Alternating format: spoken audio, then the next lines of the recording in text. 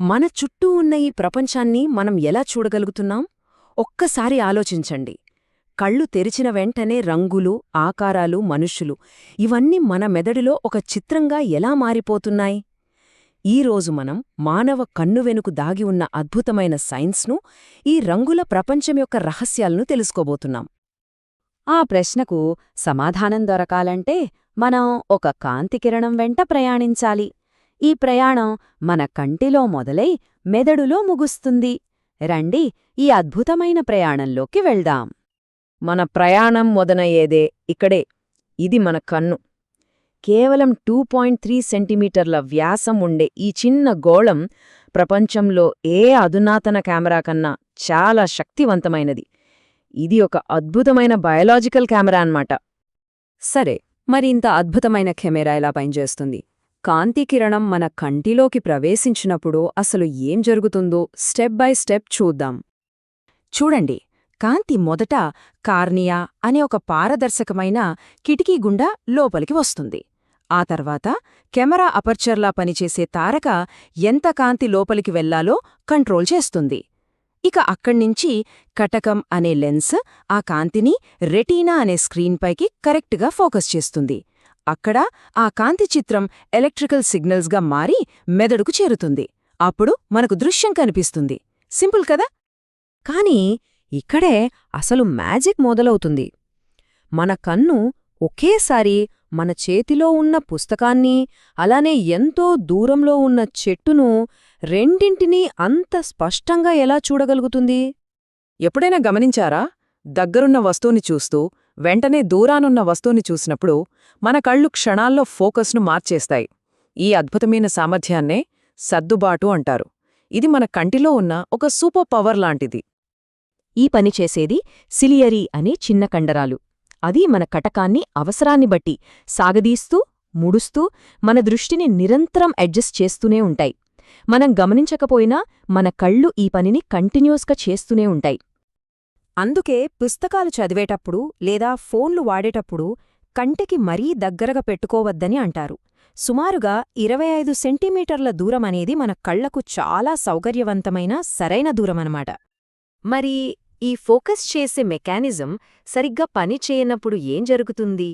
అప్పుడే మనకు దృష్టి లోపాలు వస్తాయి. ఉదాహరణకి హ్రస్వదృష్టి లేదా మయోపియా ఉన్నవాళ్లలో కన్ను కాంతిని కొంచెం ఎక్కువగా వంచేస్తుంది. దీనివల్ల ఇమేజ్ రెటీనా మీద పడాల్సింది పోయి దాని ముందు పడుతుంది. అందుకే వాళ్లకు దగ్గర వస్తువులు క్లియర్గా, దూరంగా ఉన్నవి మసకగా కనిపిస్తాయి. దీనికి పరిష్కారం ఒక సింపుల్ ట్రిక్ లాంటిది: పుటాకార కటకం ఉన్న కళ్లద్దాలు వాడటం. ఈ కటకం ఏం చేస్తుందంటే కాంతిని కొద్దిగా బయటకు వెదజల్లి ఇమేజ్ కరెక్ట్గా రెటీనాపై పడేలా చేస్తుంది. అంతే, మళ్ళీ అంతా క్రిస్టల్ క్లియర్. దీనికి పూర్తిగా ఆపోజిట్ సమస్యే దీర్ఘదృష్టి. ఈ లోపమున్నవారిలో కన్ను కాంతిని సరిపడినంతగా వంచలేదు. దాంతో ఇమేజ్ రెటినా వెనకపడుతుంది. అందుకే దూరపు వస్తువులు బాగానే ఉన్నా దగ్గరి వస్తువులు బ్లర్గా కనిపిస్తాయి. ఇక ఈ సమస్యను సరిచేయడానికి ఒక సూపర్ హీరోలా కుంభాకార కటకం వస్తుంది. ఇది కంటికి కావాల్సిన ఎక్స్ట్రా ఫోకసింగ్ పవర్ ఇచ్చి కాంతిని సరిగ్గా రెటీనాపైకి తీసుకొస్తుంది. ఇప్పటిదాకా మనం కన్ను అనే కెమెరా గురించి తెలుసుకున్నాం. కానీ ఈ కెమెరా ఇన్ని రంగుల్ని ఎలా చూడగలుగుతోంది? దానికోసం మనం మన కథలో అసలైన హీరో అంటే కాంతి గురించి తెలుసుకోవాలి. మనకు కనిపించే తెల్లని కాంతి నిజానికి అన్ని రంగుల కలయిక అని తెలుసా? తెల్లని కాంతి దానిలోని అసలు రంగులుగా విడిపోయే ప్రక్రియనే సైన్స్లో విక్షేపణం అంటారు. ఇంద్రధనస్సులో మనం చూసేది సరిగ్గా ఇదే. కొన్ని వందల సంవత్సరాల క్రితం సర్ ఐజాక్ న్యూటన్ ఒక సింపుల్ గాజు పట్టకంతో ఒక అద్భుతమైన విషయాన్ని కనుగొన్నారు. ఆయన సూర్యకాంతిని దానిలో దాగియున్న 7 రంగులుగా విడగొట్టి ప్రపంచానికి చూపించారు. అయితే ఆయన తెలివి అక్కడితో ఆగలేదు. సూర్యకాంతి నిజంగా ఈ రంగులతోనే తయారయ్యిందని నిరూపించడానికి ఆయన ఇంకో పటకాన్ని తలక్రిందులుగా పెట్టి ఆ రంగులన్నింటినీ మళ్లీ కలిపి తెల్లని కాంతిగా మార్చాడు. అది నిజంగా ఒక చారిత్రాత్మక ప్రయోగం. సో ఇక్కడ ముఖ్యమైన విషయమేంటంటే కాంతికి సంబంధించిన ఈ సూత్రాలే మన చుట్టూ ప్రతిరోజూ అద్భుతాలు సృష్టిస్తున్నాయి, మన ప్రపంచాన్ని రంగులతో నింపుతున్నాయి.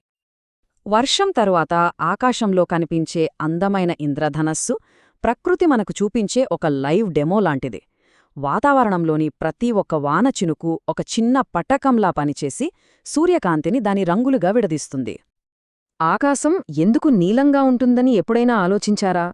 దానిక్కూడా కారణం ఇదే. గాలిలోని చిన్న చిన్న కణాలు సూర్యకాంతిలోని నీలిరంగును అన్ని వైపులకు ఎక్కువగా స్కాటర్ చేస్తాయి, అంటే వెదజల్లుతాయి. అందుకే మనకు ఆకాశం నీలంగా కనిపిస్తుంది. అంతేకాదు, భూమి చుట్టూ ఉన్న వాతావరణం కూడా ఒక పెద్ద లెన్స్లా పనిచేస్తుంది. అది సూర్యకాంతిని వంచుతుంది. ఈ ప్రక్రియనే వాతావరణ వక్రీభవనం అంటారు. దీనివల్ల కొన్ని ఇంట్రెస్టింగ్ విషయాలు జరుగుతాయి. తెలుసా, ఈ వాతావరణ వక్రీభవనం వల్లే మనం ప్రతిరోజూ కొన్ని నిమిషాలు ఎక్స్ట్రా సూర్యరశ్మిని పొందుతాం. సూర్యోదయానికి 2 నిమిషాల ముందే సూర్యుడు కనిపించడం, సూర్యాస్తమయం తర్వాత 2 నిమిషాల వరకు కనిపించడం, ఇది ప్రకృతి మనకు ఇచ్చే ఒక చిన్న బోనస్ లాంటిది. మన కళ్ళు, కాంతి ఇవి రెండూ కలిసి మనకు ఈ అద్భుతమైన ప్రపంచాన్ని చూపిస్తాయి. కాని అందరికీ ఈ అదృష్టం ఉండదు. ఇక్కడే నేత్రదానం యొక్క ప్రాముఖ్యత మనకు అర్థమవుతుంది. దృష్టి ఎంత విలువైందో తెలిసినప్పుడు దాన్ని పంచుకోవడమెంత గొప్పదో కూడా అర్థమవుతుంది. దృష్టి అనేది ఒక వరం. దాన్ని ఇతరులతో పంచుకున్నప్పుడు మనం కేవలం చూపును మాత్రమే కాదు, ఆశను, ఆనందాన్ని, రంగుల ప్రపంచాన్ని పంచుకుంటాం. మనమీ లోకం నుంచి వెళ్ళిపోయిన తర్వాత కూడా మన కళ్ళు మరొకరి జీవితంలో వెలుగు నింపగలవు. జీవితాన్నే మార్చే ఈ అద్భుతమైన బహుమతిని ఇవ్వడం గురించి ఆలోచించడం అవసరం.